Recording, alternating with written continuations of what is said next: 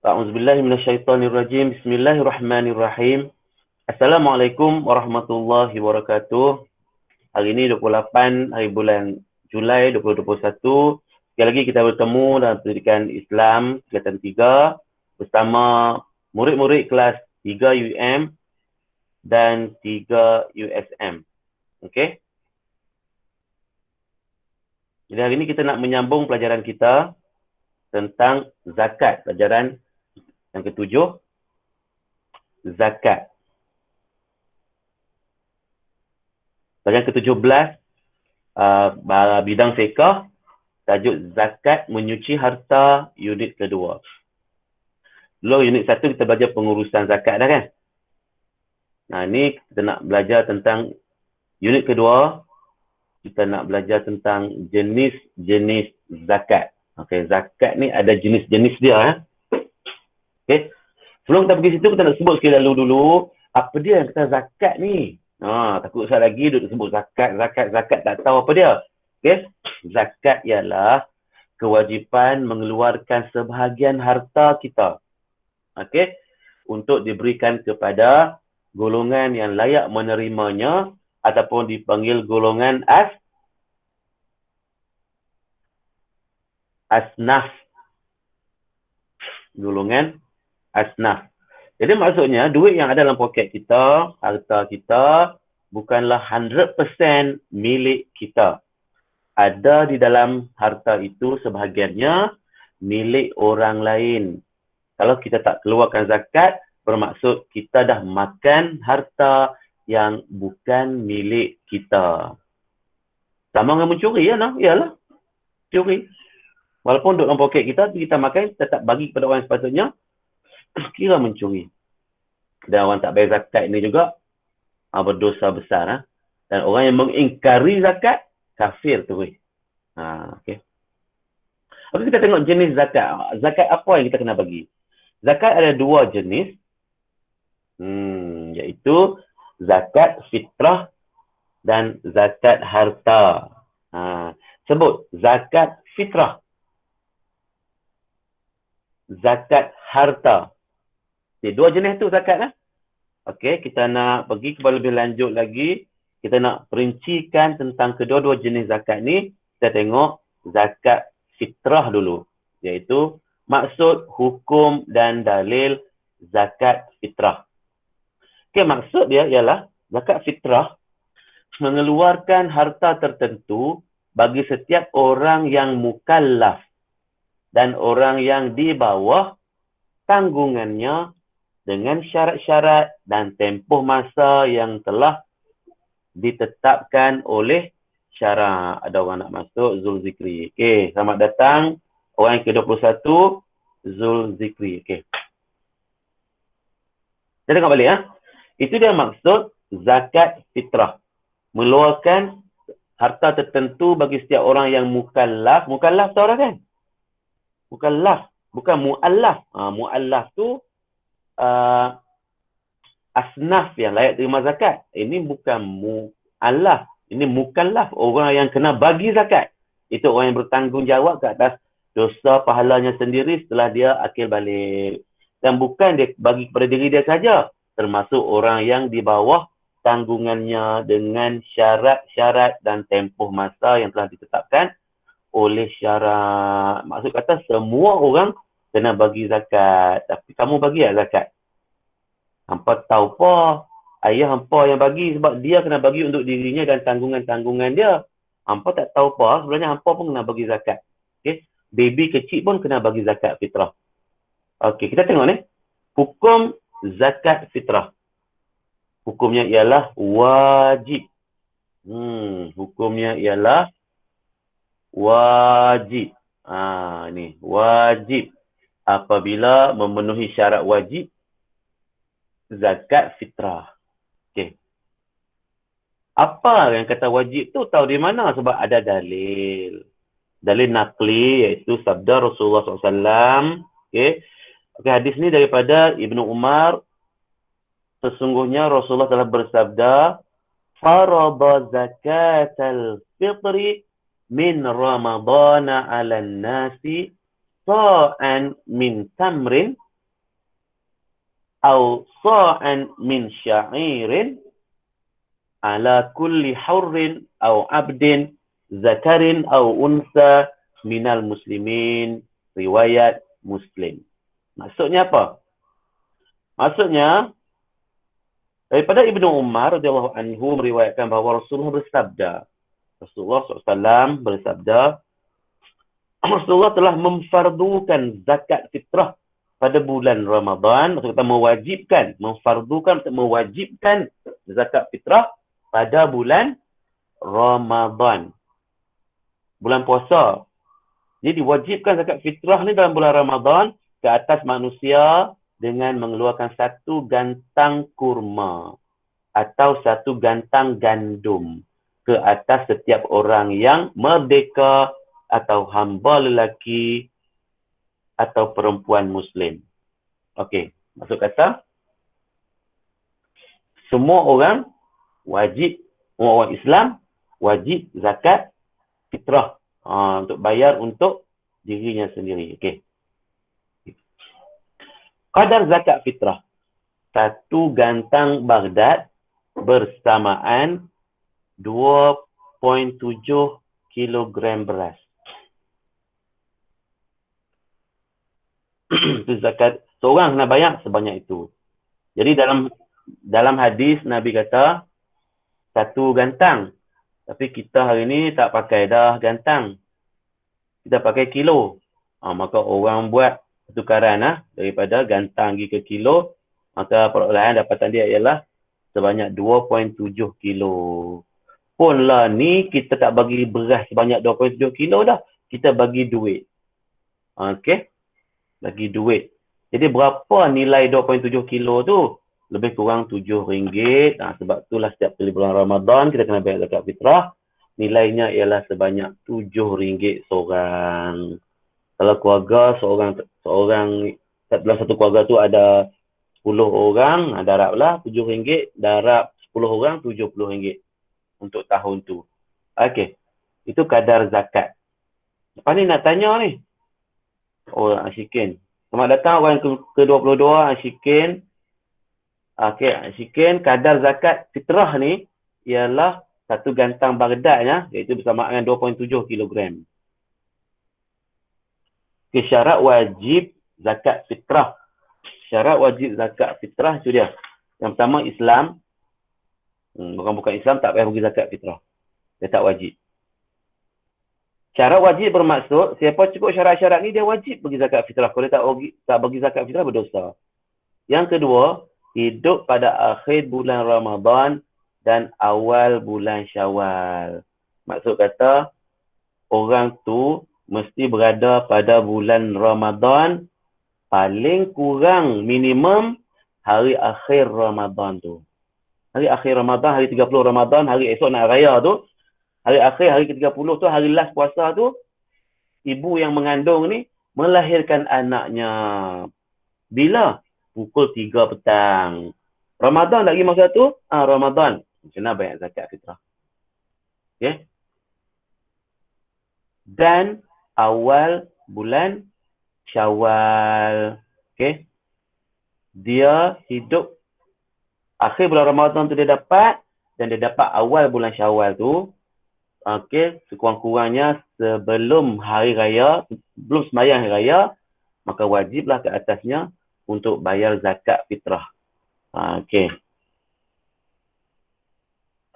Kalau bayi tu lahir malam raya, ibu yang mengandung kan, lahir anak tu pada malam raya, lepas maghrib. Anak tu tidak dikenakan zakat fitrah. Tapi dia lahir pada masa Ramadan tak habis lagi, itu sebelum maghrib tu. Okay? Dia sempadan dia maghrib tu. Sampai waktu maghrib tu, Ramadan, masuk maghrib tu, Allahu Akbar, orang azan, maka dia dah masuk dah bulan Syawal. Maka lahir selepas pada azan tu, selepas pada masuk maghrib tu, dia tak perlu bayar zakat fitrah. Perlu yang lahir sebelum daripada masuk, masih sempat berada dalam bulan Ramadan. Itu kalau bayi baru lahir. Kalau kita ni macam mana? Hampa tu dah 15 tahun dah hidup, kena bayar zakat fitrah lah untuk setiap tahun tu. Maksud kata, di syarat yang kedua ni, pendek kata dalam rumah kita tu, kalau ada 5 orang semua kena bagi zakat. Kalau ada 10 kena bagi zakat. Kalau 2 bagi zakat. Kena bagi zakat, wajib. Okey, dan yang ketiga, mempunyai harta melebihi keperluan makan dan minum untuk diri dan tanggungannya pada malam dan siang hari raya. Maksud kata kita ada harta yang cukup untuk tanggung keperluan kita.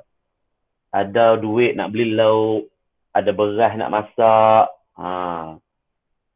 Noh hak masak rendang, ketupat, lemang tu tak kira tu.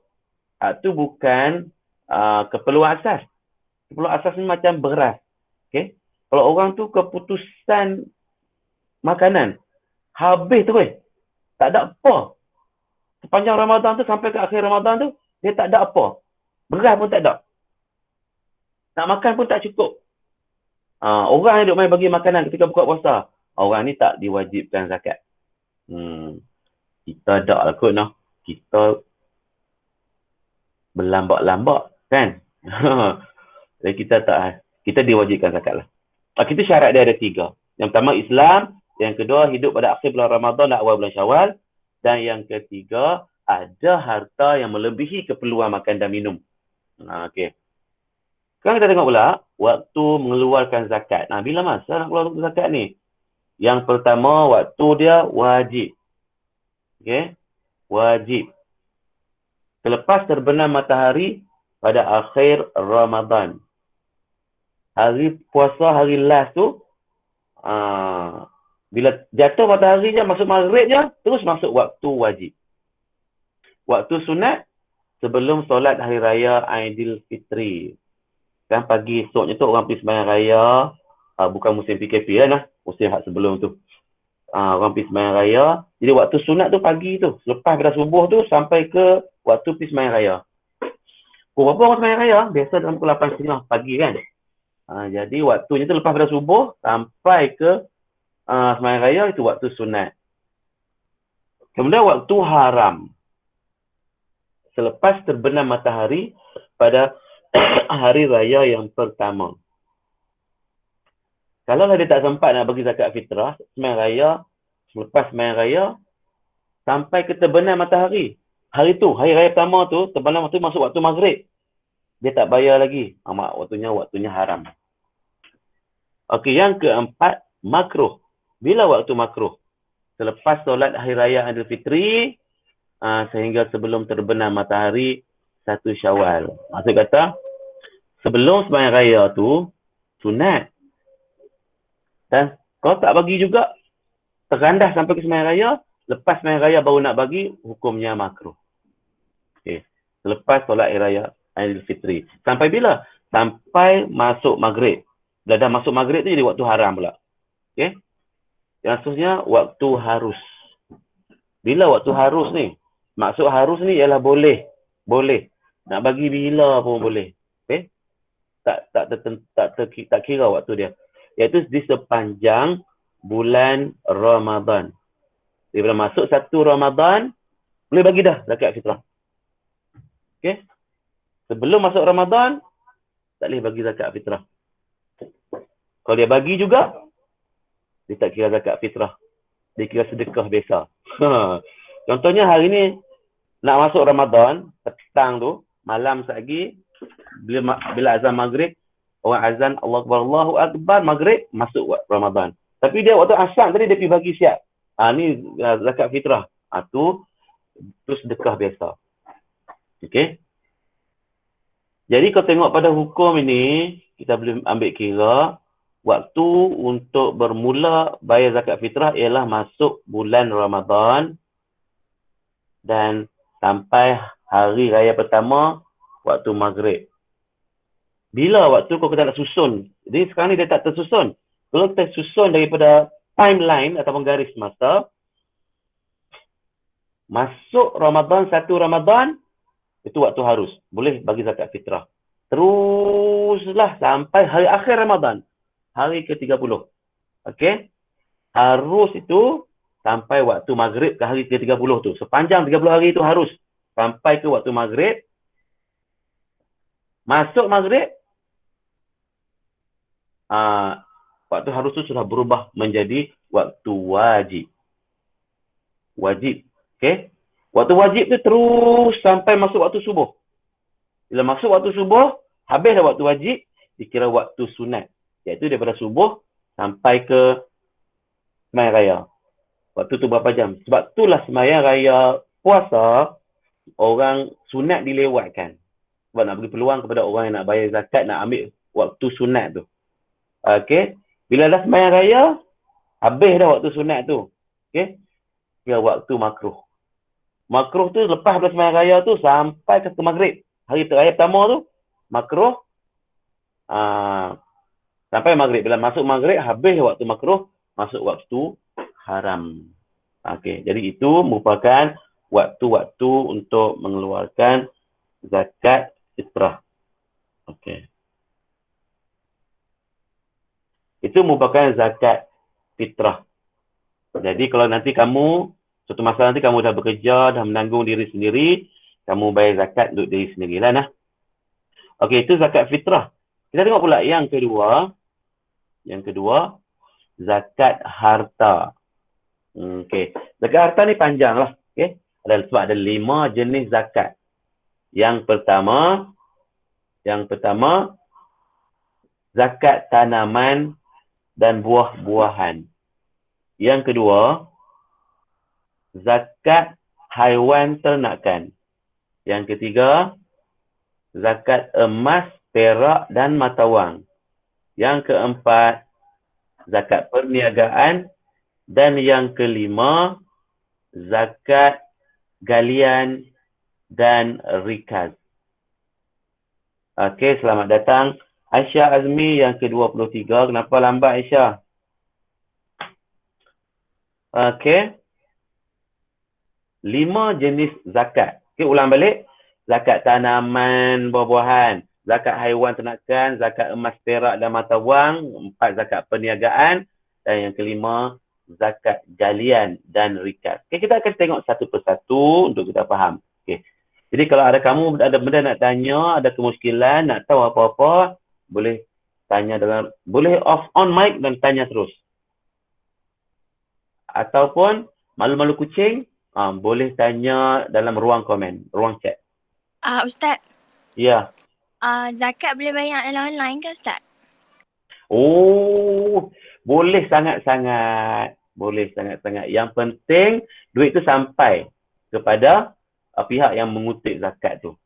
Bagus sangat soalan tu. Zaman Nabi dulu, mana ada online-online kan.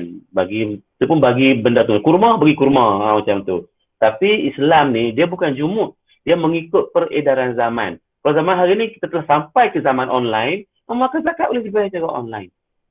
Satu masa nanti, 20-30 tahun lagi, zaman apa masa tu, apa lain pun ada masa tu, Islam pun akan ikut pada zaman tu. Islam bukan bersifat jumuk. Boleh bayar zakat secara online. Dan memang itu pun cara yang orang duk buat sekarang ini. Sebab kita ni, lembaga zakat Kedah kita, ada menyediakan platform online. Kita boleh masuk ke dia punya website zakat Kedah. Ada kat situ. Kita boleh pilih nak zakat apa. Nak bayar zakat tanaman, pilih situ. Nak zakat ternakan, boleh pilih situ. Dia akan ada kira-kira siap dah. Online, transfer duit terus ke dalam akaun yang diberi lembaga zakat Kedah. Kira zakat dah lah tu. Okay. Faham, Sofia? Okay. Ustaz. Okay, bagus. Okay. Dalil nakli zakat harta. Okay. Ya, Alia. Saya nak tanya, kalau ketua keluarga tu tak bayar ataupun terlupa, anak-anak dia tu kena tanggung dosa tu ke? Dosa tu siapa yang tak bayar? Keluarga yang tak bayar kan. Jadi dia tanggunglah. Kalau anak tu ada sumber pendapatan sendiri, dia boleh bayar untuk keluar daripada kemeluk dosa tu. Tapi anak-anak pun masih tanggungan. Dia yang tanggung keluarga dia, isteri dan anak-anaknya, maka hak bayar tu, maksud kata, ketua keluarga tu lah, ayah lah. Macam tu. Kalau dia tak bayar, dia tanggunglah. Jadi anak-anak ni, kan, berilah peringatan ke ayah tu. Ayah nak dekat nak raya dah ni, bila ayah tak bayar lagi? Macam tu lah lebih kurang kan.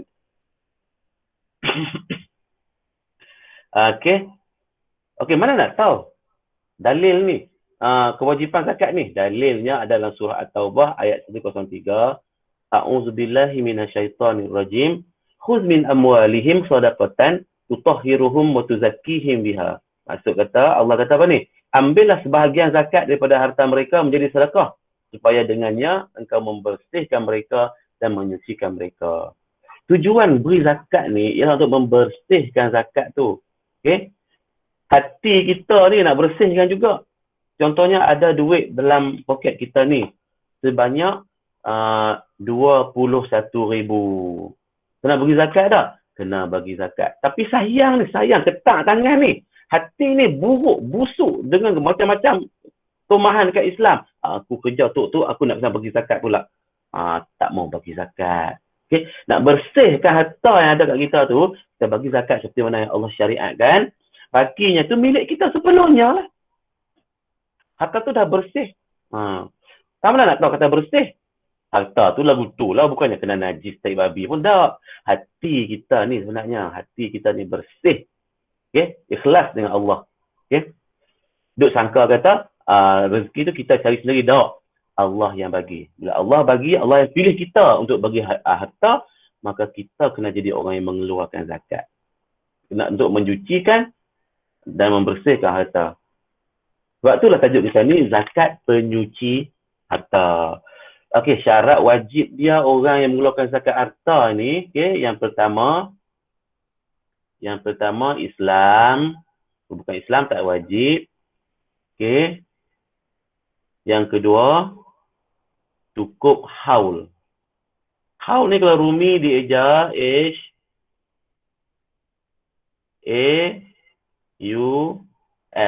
Apa dia haul? Okay? Haul merupakan tempoh masa cukup setahun. Iaitu tahun hijrah nah. Bukan tahun Masihi, Januari, Februari, Mac ni bukan. Tahun hijrah. Muharram, Safar yang awal tu. Okay. Dan tahun hijrah ni dia kurang sikit daripada tahun Masihi. Tahun Masihi 365 hari setahun. Tahun hijrah dalam 330 hari lebih kurang macam tu. Apa kira sendiri buka kalender kira. Jadi kita kena haul untuk bagi zakat ataupun tempoh masa ialah mengikut tahun hijrah. Okey, yang ketiga, cukup nisab. Cukup nisab. Kalau Rumi dieja N-I-N-I-S-A-B. Nisab. Nisab ni apa pula?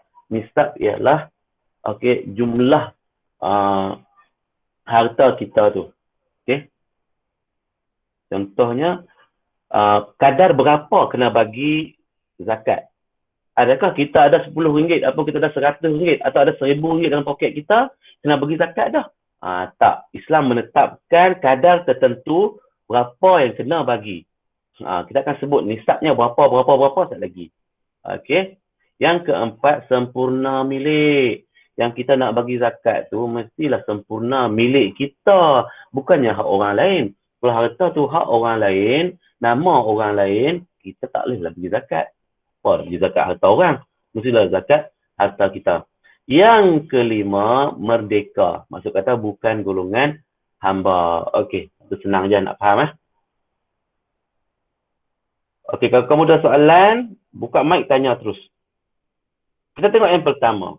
Kita nak perincikan satu persatu. Kita tengok yang pertama, zakat tanaman dan buah-buahan. Maksud dia, zakat tanaman dan buah-buahan ini ialah tanaman dan buah-buahan yang menjadi makanan asasi, boleh disimpan dan tidak mudah rosak. Apa dia tanaman yang menjadi makanan asasi? Padi, gandum. Kalau tanaman yang tak menjadi makanan asasi, contohnya buah betik. Dah lah tak jadi makanan asasi, mudah rosak pula. Maka dia tak payah bagi zakat betik. Ataupun buah apa? Buah nyok. Kita ada ladang nyok. Okay? Nak kena bagi zakat buah nyok tak? Tak payah. Sebab dia bukan buah-buah yang menjadi makanan asasi. Jadi apa dia makanan asasi? Padi. Jadi orang buat bendang, buat sawah, ada padi, Jadi hasil padi dia tu merupakan buah-buahan tanaman, maka dia kena bagi zakat. Okey. Nak tanya apa? On mic turun. Contoh dia tanaman ni padi, gandum, barley dan jagung. Tapi kita di Malaysia ni padi sajalah. Kita tak makan gandum. Walaupun kita makan juga gandum dalam bentuk roti canai, cok kodok, semua gandum kan. Tapi itu bukan makanan asasi. Mana ada orang hari-hari makan cok kodok? Tak ada. Okey. Tapi padi kita hari-hari makan nasi. Itu tak asasi kita. Buah-buahan contohnya kurma dan anggur kering. Ini pun kena bagi zakat. Pun bukan di Malaysia. Jadi di Malaysia ni siapa hak buat bendang tu kena bagi zakat padi dia. Nisab. Okey, sekarang kita tengok nisab untuk tanaman. Contoh padi kan. Kadar berapa simpanan kita tu ataupun hasilan kita tu kita kena bagi zakat. 5 ausuk. Ausuk. A-U-S-U-K. Ausuk. Ausuk ni merupakan kadar timbangan pada zaman dululah. Sekarang ni kita pakai kilogram. Jadi 5 ausuk ni kita kena tukar untuk nak pergi faham. Jadi bersamaan dengan 363 gantang Malaysia. Gantang ni kita guna kat Malaysia ni. Tapi zaman dulu, zaman tok kita dulu, zaman lah pun tak pakai dah gantang. Apa pun tak tahu gantang tu terang mana kan. Orang convert lagi kepada kilogram. Jadi jawapannya ialah 1,300 kilogram. Okey. Maksud kata, bila hang buat bendang, bila sampai tempoh ambil padi, kumpul semua berapa, timbang semua, maksud penimbang semua, kira-kira tengok, timbang-timbang dapat 2,000 kilogram, 2 tan. Kena bayar zakat tak? Kena. Sebab melebihi 1,300. Kalau semua keseluruhan hasilan dia tu, cuma dapat 1,000 gram sahaja. Kena bayar zakat tak? Tak payah bayar zakat sebab tak cukup nisab. Okay, faham kat situ? Okey, bila dah cukup nisab dia, timbang-timbang tengok duk ada 2,000 kilogram, cukup kena bayar zakat tak? Kena. Berapa banyak nak kena bayar? Okey, kadar zakat dia ialah 10% bagi tanaman yang menggunakan air hujan atau bergantung kepada aliran air sungai serta parit dan tidak melibatkan kos yang banyak. Contohnya orang buat bendang ni kan, dia buat bendang ni tepi sungai, ada ban, dia air sungai masuk keluar macam tu saja.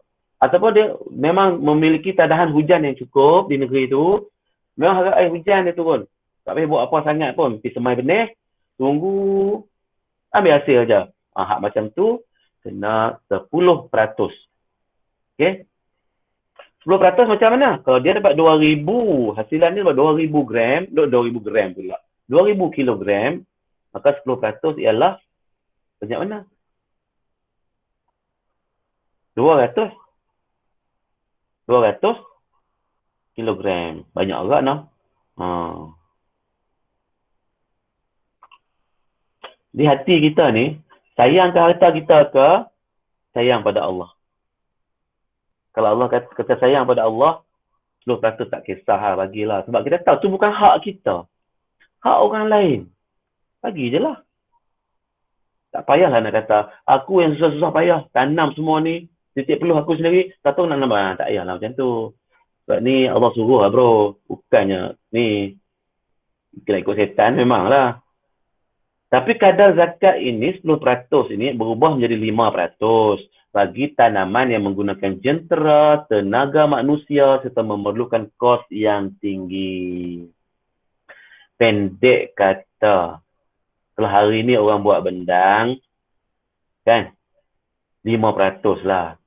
Sebab nak ratakan tanah tu nak kena pakai jentera dah. Baja pun mahal, benih pun mahal. Hujan pun tak tentu, nak kena sedut air di sungai dengan menggunakan pam, jentera. Hak macam tu, 5%. Jadi kita tak usah bohong Allah lah. Allah tahu kita buat kerja senang ke buat kerja susah. Kalau orang buat kerja jenis style padi rumah tu, buat kat kampung kan, tu 10% sebab tak melibatkan kos dan tenaga yang banyak. Okey, boleh faham orang cakap tu nah? Ada nak tanya apa-apa tak? Tak ada kan? Iaitu padi, nampak? Dalam buku teks tu. Padi, kena bagi zakat. Padi merupakan tanaman bagi sumber makanan asasi penduduk Malaysia. Okey, betul lah tu. Seterusnya nak pindah kepada kedua, zakat haiwan ternakan. Kalau kita ni bela haiwan ternakan kan? Kita kan macam bela kan? Ada kandang semua kan?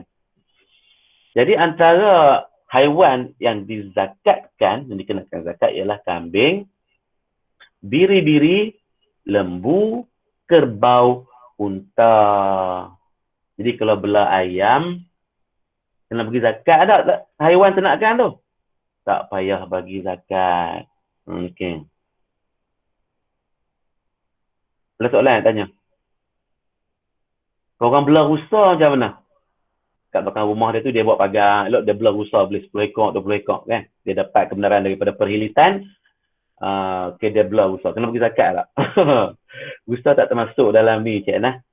Lagipun dia tak dikira ternakan biasanya. Sebab tu lah haiwan eksotik je kan.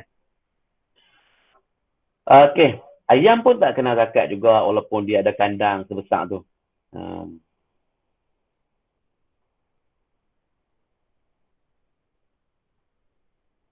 Tapi kau tak payah bagi zakat, senang dia. Orang bela lembu kena bagi zakat, ayam tak bagi zakat. Okey. Senang apa, dia tak macam tu.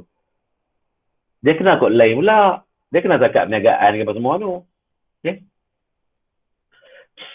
Dia jual ayam, dapat duit tu dia simpan, kena bagi zakat duit pula, zakat simpanan, mata wang. Sumpah tu kat lah kan. Bela ayam 5 ekor, duduk main kat tangga bawah tu tak kena zakat lah kan.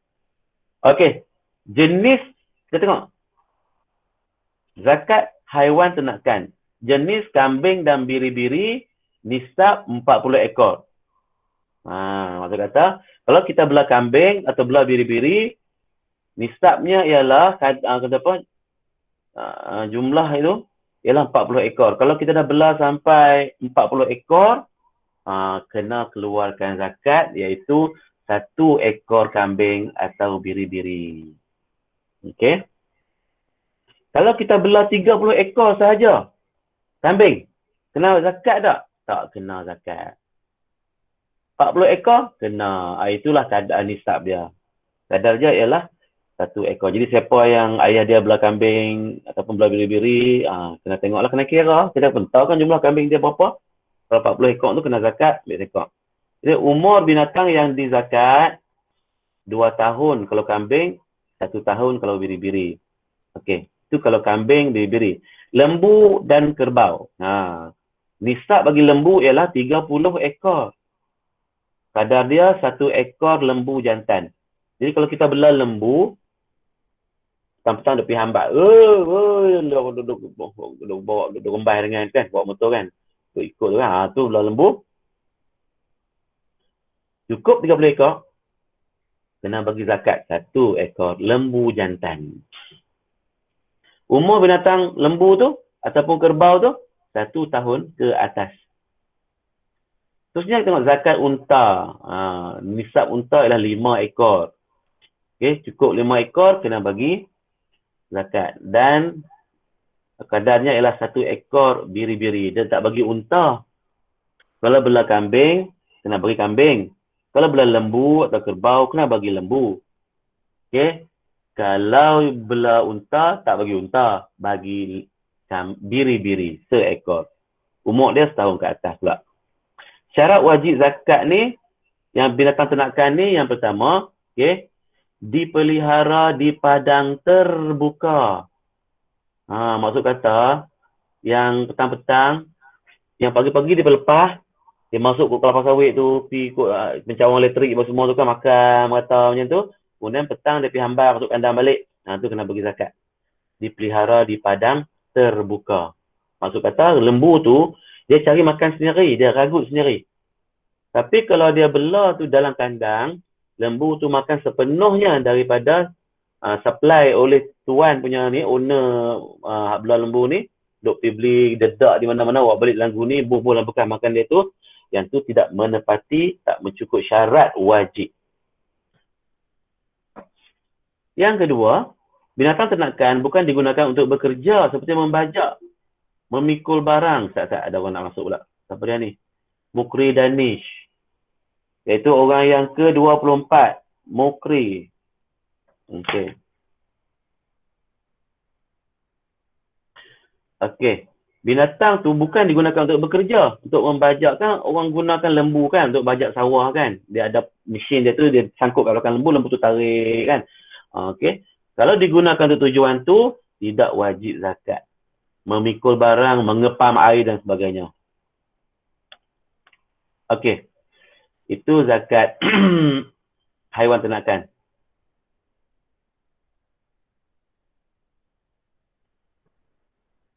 Ada soalan nak tanya?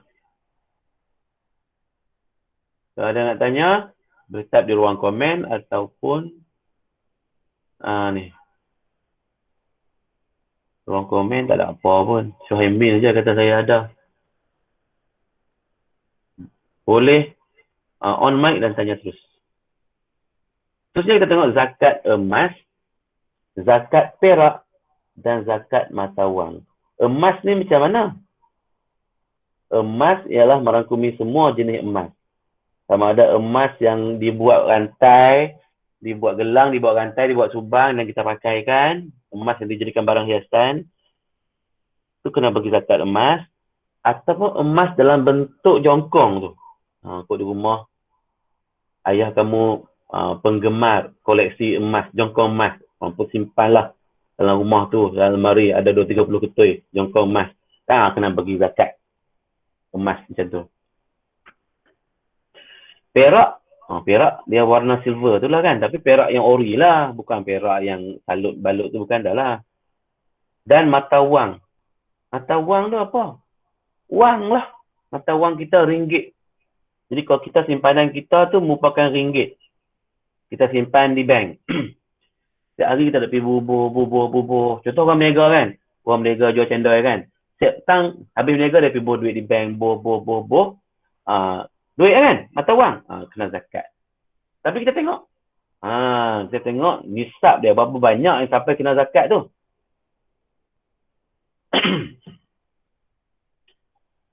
Okey. Emas nisabnya ialah 20 miskal.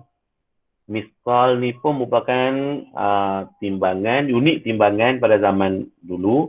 Sekarang ni kita pakai gram. Jadi 20 miskal ni di-convert kepada gram jadi 85 gram.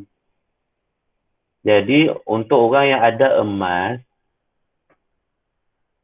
untuk melayakkan, mewajibkan dia bagi zakat, emasnya mesti 85 gram. Berapa banyak 85 gram ni? Hampa tu, budak-budak perempuan tu. Ada tak mak hampa pergi pakai emas? Ada orang hampa tengok mak hampa pakai emas? Berapa banyak emas yang ada? Kalau rantai agak berapa gram? Laki memang tak tahu lah. Okey.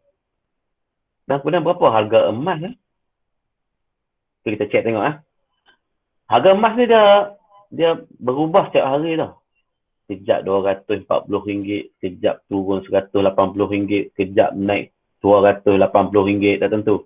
Dia tak naik, tak berubah cepat-cepat macam tu lah. Dia naik RM1, RM2, turun RM1, macam tu. Jadi hari ni kita bubuh lah. Kadar biasanya RM240 1 gram. 1 gram nilainya ialah RM240. Kita buat andaian andaian lebih kurang macam tu harga emas ni. Kemudian kalau 85 gram, cuba apa darab tengok. 85 darab 240 berapa? Buat kalkulator lah. Saya buat kalkulator. 85 darab 240. Jawapannya ialah RM20,400. Okey. Ni 20,400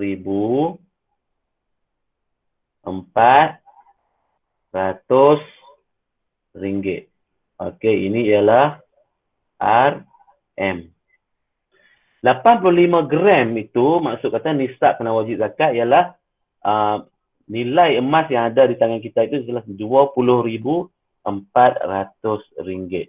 Kalau kita ada gelang ke, ada gemas ke, ada rantai yang nilainya cuma RM18,000. Cukup nisab tak? Tak cukup. Jadi tak perlu bagi zakat. Okey. Jadi kadar zakat yang kena bagi apabila kita mencapai nisab RM20,400 ialah 2.5 gram. Berapa banyak ni? 25% ni. 2.5% ni berapa banyak? Kita kena kira lah. 2.5%. Okey. Darab 20,400. Kita akan mendapat sebanyak RM RM510. Jadi inilah zakat, kadar zakat yang perlu dibayar. Berapa banyak? 510. Kalau dah mencapai nisab kita 20,000, senang buat keluar 510. Macam mana? Takkan nak potong rantai tepi bagi sebagian? Tak. Kita bagi duit kita hak lain lah. Kan? 510 kau keluar duit tu pergi bagilah kepada orang yang asnaf-asnaf tadi tu. Sebagai zakat emas kita. Okey. Ini kalau emas kita tu 85 gram. Kalau yang ada kat kita 100 gram. 150 gram. 200 gram. Jadi 2.5 ni kena darab dengan gram yang kita ada tu lah. Jadi tak jadilah 510 ni, mungkin lebih lagi lah. Okay. Itu kalau emas lah. Okey, perak pula. Perak 200 dirham bersamaan dengan 595 gram. Kadar dia ialah 2.5% juga. Okey, saya tak nak sebut sangat perak ni sebab kita jarang menggunakan perak. Okey, mata wang ni yang nak sebut ni sebab kita ada simpan duit dalam bank kan. Mata wang. Kita ada simpan duit sehari-hari RM1, ataupun duit tu kita simpan dalam tabung, ataupun duit tu kita bubuh bantal, mana-mana pun kita letak duit tu, yang penting kita ada akses kepada duit tu, kita boleh ambil pada bila masa yang kita nak, maka kita ada berkuasa kat atas duit tu, maka kita diwajibkan zakat dengan nisab dia 85 gram emas, sama macam nisab untuk emas. Berapa 85 gram emas tu dah kita simpan duit? Iaitu kita tengoklah harga emas pada masa tu. Kalau harga emas pada masa tu ialah RM240, maka 85 gram tu bermaksud 20, kita kena bayar pada zakat 25% ialah 20,400 juga. Okey. Duit simpanan kita, nisab kita tu ialah 20,400. Kena zakat. Berapa banyak? 2.5%. Iaitu kalau cukup-cukup 20,400, kena bayar 510 zakat. Kalau duit simpanan kita 100,000, kira sendiri lah 2.5% daripada 100,000 tu berapa? Faham tak? Kalau simpanan kita tu 15,000, berapa? 15,000 tak kena lah. Sebab dia punya nisab dia ialah 20,000. Okey, boleh faham zakat tu? Nisab household yang faham tak? Okey.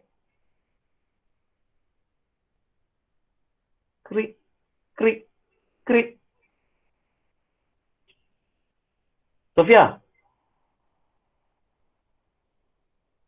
Sofia ada tu? Ya, Ustaz. Okey, boleh faham nisab ni macam mana Faham, Ustaz. Alright, cantik. Kita seterusnya kita pergi ke zakat perniagaan. Okey. Perniagaan maksudnya ialah zakat yang wajib dikeluarkan hasil daripada harta perniagaan sama ada yang melibatkan barangan atau perkhidmatan. Kita orang berniaga. Kita buka kedai runcit ke, okay, atau kita ada minimarket ke, kemudian kita berniaga ayam ke, kita berniaga ayam kat pasar ke, contohnya, atau berniaga ikan ke. apa sahaja jenis perniagaan, termasuk perniagaan online. Kan, kita dah buat bungkus jual online, hantar melalui EJNT dan sebagainya.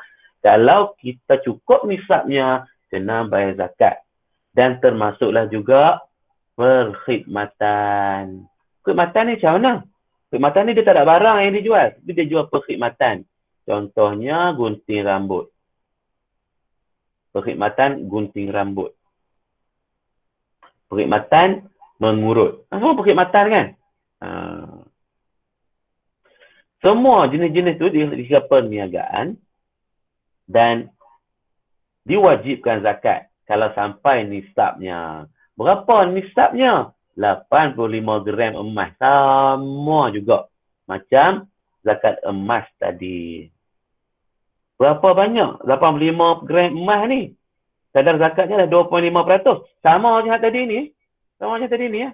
Maksud kata kalau dia berniaga, niaga ayam, buka kedai runcit, niaga online, buka servis gunting rambut, buka servis kereta, motor dan sebagainya. Okey. Bila pendapatan dia ada macam tu 20,400, itu 85 gram emas kadar semasa hari ni, maka dia kena keluarkan zakat sebanyak 2.5%, yang mana syarat wajib zakat perniagaan ni ialah yang pertama, niat menjalankan perniagaan. Dia memang niat nak berniaga dan untuk mendapatkan pendapatan, dan dengan pendapatan itu dia hendak mengeluarkan zakat. Okay. Kalau dia berniaga kecil-kecil saja, okay, niaga top up, okay, itu tidak dikenakan zakat perniagaan. Yang kedua, harta yang halal. Dia berniaga tu, meniaga harta yang halal. Bukannya meniaga benda yang tak halal. Contoh, berniaga arak. Berniaga babi. Tak kena zakat. Tak kena zakat. Apa lagi? Benda-benda yang salah di sisi syarak ada undang-undang lah. Tak boleh lah kan. Yang ketiga, harta boleh menjana pendapatan. Yang keempat, sumber harta adalah melalui cara pembelian atau pertukaran aset seperti jual beli atau sewa. Yang kelima, harta tersebut bukan untuk kegunaan peribadi. Selain daripada ini, wajiblah mengeluarkan zakat. Ini zakat apa ni? Perniagaan. Okey. Terusnya kita tengok yang kelima, yang terakhir ni. Zakat galian dan rikaz. Sebut rikaz. Apa dia ni? Galian. Bahan galian yang dikeluarkan dari bumi. Korek tanah berjumpa. Contohnya emas, perak, biji timah, petroleum, bahan mineral. Semua ini merupakan bahan galian. Dan kalau kita jumpa tu di tanah milik kita, maka kita kena keluarkan zakat. Maksud rikaz pula ialah harta yang tertanam di dalam tanah. Okey. Kenapa ada galian dan ada rikaz? Beza dia macam ni. Rikaz ini, kita korek tanah jumpa barang emas. Zaman Fir'aun dulu, harta karun. Zaman Jepun. Kan Jepun dulu kan, mereka pun, kan, bila Jepun masuk kan, sekarang tanah Melayu, orang Melayu buat kaya-kaya ni, ada emas banyak-banyak ni kan, korek tanah, bulan tanah. Lepas tu kena bunuh dengan Jepun. Harta tu orang pun tak tahu siapa. Tiba-tiba proses tu lama, sampai kita beli tanah tu. Sampai zaman kita. Korek, jumpa emas. Tu milik siapa? Okey, milik kita lah. Sebab jumpa dalam tanah kita. Boleh kita ambil tak? Boleh ambil. Okey. Secara umumnya, peraturan dia macam tu. Segala jenis harta yang kita jumpa di tanah kita adalah hak kita. Okey. Asal hukumnya macam tu. Tapi kita kena ingat, hukum ini terpakai di seluruh dunia. Dan undang-undang bagi setiap negara di dunia tidak sama. Kalau tak salah saya lah, kalau kamu ada maklumat, kamu betulkan saya lah. Kalau tak salah saya, hak milik kita ialah 3 kaki daripada permukaan tanah. Di Malaysia ni, undang-undang. Kalau tak salah. Kalau jumpa satu barang berharga yang di bawah pada 3 kaki, hak kerajaan. Wallahu a'lam. Itu kamu kena kaji lagi lah, tanya orang-orang lebih pandai. Kalau hak kerajaan tak boleh no? Ambil jadi salah lah pula. Okey. Tapi dari segi hukum Islam, tanah kita tu milik kita lah. Jadi kalau kita jumpa, kena bagi zakat. Itu harta yang tertanam dalam tanah, berbentuk harta dah siap dah, contohnya rantai emas ke gelang emas. Tapi harta galian ni ialah macam benda tu mentah. Contoh biji timah mentah, petroleum mentah. Benda ni akan diproses. Boleh diproses untuk jadikan benda yang lain. Itu galian. Ini dipanggil maksud galian. Tapi nisab dia, ni dia. Sama je, itu 85 gram emas. Nilainya, kalau harga nilai lah ni, RM20,400. Kalau kita jumpa emas tu, kadar kecil je. Pergi timbang-timbang, nilai tengok, harganya RM12,000 je. Tak kena bagi zakat. Timbang-timbang tengok, 90 gram lah kena bagi zakat. Okay. Berapa kadar zakatnya? Okay. Kalau galian, macam itulah, biji timah, petroleum semua tu, 2.5% daripada keseluruhannya. Dan kalau rikas, contohnya kita jumpa barang harta tertanam dalam bumi tu 1/5. Apa maksud 1/5? Kalau kita jumpa 1 urat, 2 urat, 3 urat, 4 urat, 5 urat rantai, 1 tu kita kena bagi zakat. 4 tu milik kat kita. Macam tu maksud ada. Sampai 20% sama lah. Okey, ada soalan yang tanya? Ni pelantar minyak. Ada? Tak ada, Ustaz. Jadi faham lah kan? Faham. Ada soalan kan? Tak ada, no? Apa bisa dengar ada orang kata kan? Orang tua-tua kata kan? Kalau emas duk pakai kat tangan kita ni, tak kena bagi zakat. Emas kita simpan dalam almari, duk dalam kotak simpan. Tak sentuh tu kena bagi zakat. Betul ke? Tak betul. Kamu tengok ni.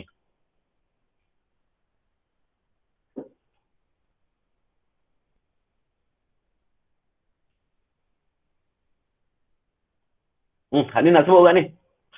Bagi zakat galian dan rikas, okay, tidak disyaratkan cukup haul sampai setahun. Tak payah. Kerana zakat wajib dikeluarkan selepas diperoleh.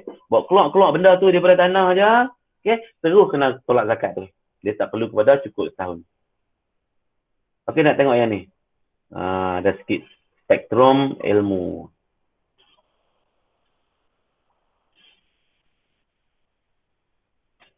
Nak tahu? Ni. Zakat emas, okey, zakat emas perhiasan. Wajib zakat emas perhiasan yang melebihi kadar uruf, tidak termasuk batu permata atau seumpamanya, dan cukup haul. Kadar uruf berbeza mengikut negeri. Emas yang tidak dipakai kerana disimpan, rosak atau lama, wajib zakat juga apabila cukup nisab dan haul. Sama aja. Emas tu duduk kat tangan kita, duduk di tengkok ke ataupun dalam almari ke. Okey? Kena zakat sama je. Okey, dalam 5 jenis zakat ni iaitu zakat tanaman, zakat buah-buahan, zakat ternakan, haiwan ternakan, emas, perak, mata wang, perniagaan dan galian ni ada 5 jenis. Kita tak jumpa pula zakat pendapatan. Kau pernah dengar tak zakat pendapatan?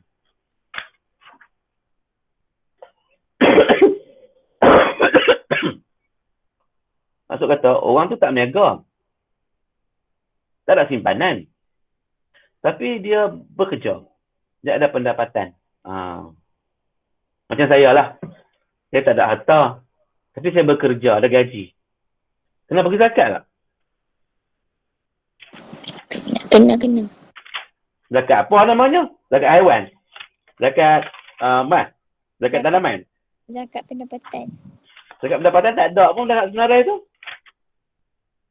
Muka surat 146. Tengok nah, 146 bawah ni. Ni. Zakat pendapatan. Memanglah zakat pendapatan tak ada. Tapi ulama mengkiaskannya dengan zakat tanaman. Yang mana setiap kali kita tuaikan hasil tanaman kita dapat hasil, dan hasil tu kena bagi zakat. Jadi orang yang bekerja ni, macam tu juga bekerja macam menuai, macam bertani jugalah. Okey, dapat pendapatan contoh sebulan sekali,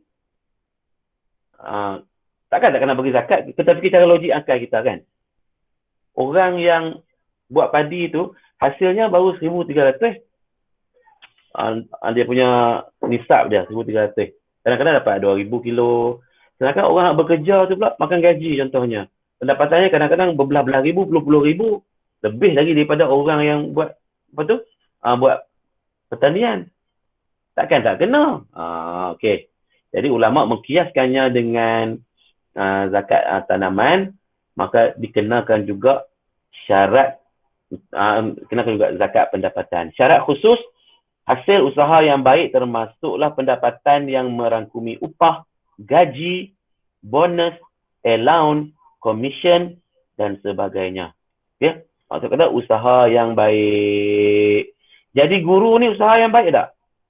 Usaha yang baik lah. Jadi kalau dalam kerja dia tu ada benda-benda usul-usul yang haram, contohnya rasuah, penipuan dan sebagainya. Okey. Jadi pendapatan tu, yalah, kerja tu baik. Contohnya kerja lain. Kerja pilot contohnya. Kerja polis contohnya. Kerja askar contohnya. Kerja jururawat, doktor dan sebagainya. Okey. Kalau kejahatan yang dibuat semasa dia kerja tu, itu tidak kira. Okey. Kerja apa pun boleh jadi jahat. Jadi cikgu pun boleh jadi jahat contohnya kan.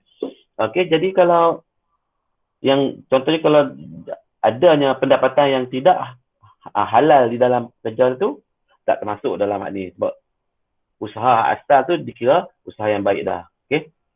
Okey, semua tu dikira untuk dikenakan zakat. Nisab dia macam mana? Pendapatan ni, gaji ni, nak kira macam mana? 85 gram harga emas semasa. Okey. Berapa 85 gram tu? 20,400.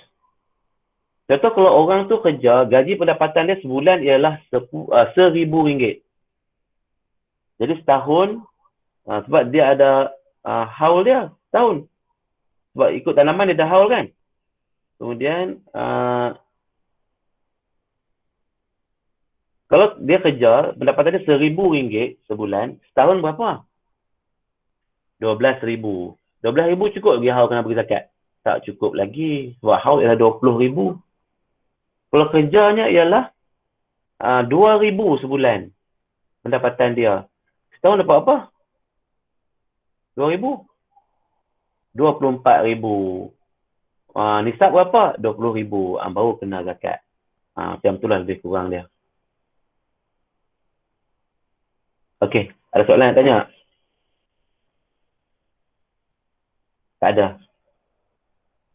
Okey, saya stop kat situ untuk sharing. Okey. Dia boleh faham tak penerangan ni? Panjang ni. Sampai lena dah apa. Suatu masa nanti kita akan sampai ke tahap tu. Ke tahap bukan belajar sahaja untuk bagi zakat ni. Kita dah sampai ke tahap layak. Okay? Nanti kamu bekerja, kamu ada pendapatan, kamu kena tahu benda-benda ni supaya kita dapat melaksanakan perintah Allah dengan betul. Okey, itu saja untuk hari ni. Lepas ni saya akan bagi latihan. Tapi lambat sikit dah. Sebab saya prepare tak siap lagi. Soalan dalam Google Form tak siap lagi. Saya bagi lambat sikit. Boleh dah? Boleh, Ustaz, boleh. Alright, kita stop kat sini. Okay, tahniah kepada semua yang hadir. Seramai 24 orang. Okay, kita jumpa lagi untuk saja Pendidikan Islam. Assalamualaikum warahmatullahi wabarakatuh. Bye. Bye. Terima kasih Ustaz. Terima kasih, Ustaz. Terima kasih, Ustaz.